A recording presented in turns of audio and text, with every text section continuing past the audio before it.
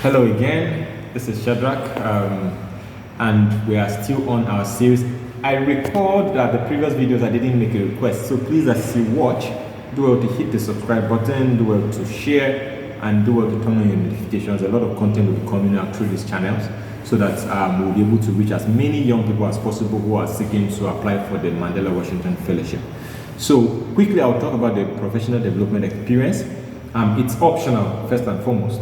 And it's an opportunity for young leaders who are selected for the fellowship to apply to benefit or partake in the fellowship experience. I mean, in a more like an internship experience in the US with an organization. Disclaimer, I did not participate in a PDE. I simply will give you more insight on how best you can position yourself for that.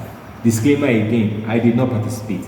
So this happens after the summit, and then you have 1 extra month to be attached to. So if you're in business, for instance, in the business track, you will be attached to a company in the US that is related to what you do, so that you gain practical on-hand skills to that you can be able to translate back home what you're doing.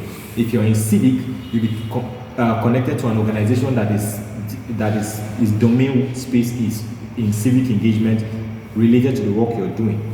If you're in public administration, you probably will be attached to maybe a government institution where you'll be able to learn and understand in line with the work you're doing. So crafting your application for PDE is very important if you're interested in this. You want to be straight to the point. 2 things. What are the skills you hope to learn? You cannot choose the organization, but you can speak to the skills and the knowledge you hope to gain. You can speak to what you're going to contribute, because you're going to come with your own unique perspective too. Volunteering is a big deal in the US. So you want to talk about the fact that you'll be happy to be able to contribute, to community development as far as what you're doing is concerned.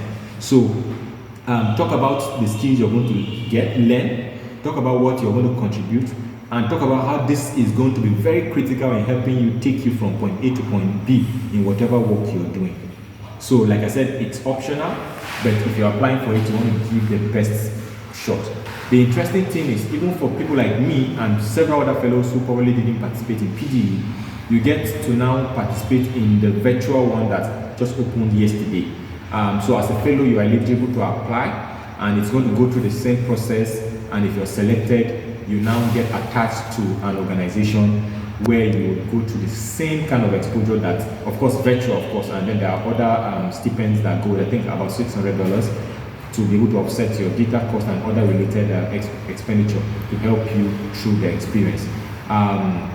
As far as your PDE experience is concerned, that is about it. And of course, if you select that you want to participate during your interview, they are going to ask you questions to it.